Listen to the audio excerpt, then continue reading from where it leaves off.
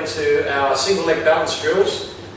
I'm putting my right foot up on the ball, and I'm going into a single leg squat with a little bit of a adductor stretch on this leg. As I drop my hips back and down, I reach out in front with the arms, keeping the chest proud, and making sure this knee stays directly over the shoelaces of my left foot. Down. I'm doing in between 12 to 20 reps on each leg. Alrighty, from there, we move on from our balance exercises. We go into our strength. One of my favourite exercises is the ball press. So I put my hands on the ball, fingers facing towards the ground, take my feet out, and then I'm dropping down into a press and back. And I can make this extra hard by counting down to 3 on the way down, holding for 2 at the bottom, and then pushing up for 1. Moving right along, we can do a similar pushing exercise with our hands on the ground, shins on the ball. This takes a little bit of balance. Once again, I need to brace the core, and then from here, I can go into a floor press with the feet on the ball.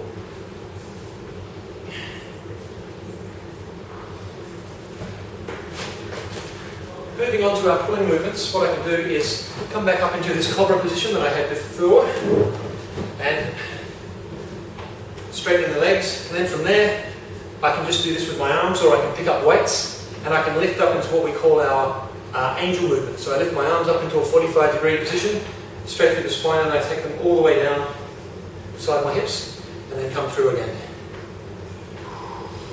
Normally done with weights for the back of the shoulder. Alternatively, I can come up into our Y position, come up into our T position, back into our A position.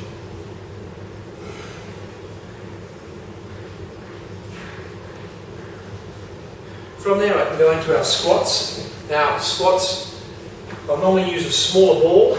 Here's our squatting patterns. I'm going into a single leg squat. What I'm going to do is lift this right foot off the ground. I've got my back against the ball, which is in turn against the wall, and I'm dropping down into a ball squat. So I come down here into position and up again.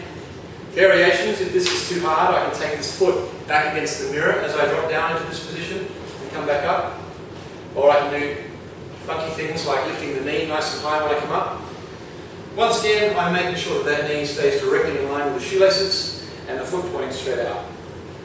It's our single leg squat. The final exercise we're doing today on the stability ball is an exercise that involves twist. So I am once again going into my supine bridge. So I walk my feet out until my shoulders, neck and head are resting on the ball. I'm going to get my assistant Jeff to pass me the green medicine ball. Thanks, Jeff. From here, I come up into my supine bridge. My feet are parallel hip distance, and the medicine ball directly above my chest, and I go into a twisting type movement. And I can do this when I start to get confident a little bit faster without any pauses. I can also do this type of movement. I can take the ball away in one hand, and then I can rotate my shoulders, keep looking towards the ceiling, and come back. We call this movement the bow and arrow because it looks like you're drawing a bow, and once again, it's using the same type of muscles that we were using before. There's muscles through the torso and the spine that help us twist. From there, I'm going to go down into a warm down with a few stretches. We're going to stretch out the glutes because they were one of the major muscle groups I used in that workout. So from here I take my right foot, put it up on my left knee, I keep my chest nice and proud, and I lean forward until I can feel the stretch deep in the glute. I'm sitting up nice and tall, and then I'm stretching the chest out, and the way I do that is simply bringing the fingers up behind the ears, and I'm going to pull the shoulders, elbows back, squeeze the shoulder blades together, and hold for around 15 to 20 seconds. And then we do a little bit of a twist for the low back. So from here, I reach across to the outside of my left knee with my right hand, hand goes back on the ball, lift the chest and turn, and hold once again for around 15 to 20 seconds. And I repeat on the other side. And then the last of my stretches, I come into this position here, and once again we're going to stretch the neck and upper back, One hand goes behind the ball. I tip my head across to the side. Last stretch. This is a fantastic stretch for people who sit at a desk all day.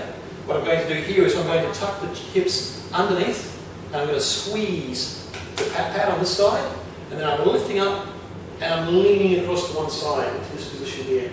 And where I should feel it, I should feel that right in the front of my back hip as I push my hips forward and squeeze the glutes. Once again, I'm holding for around 15 to 20 seconds on the stretch.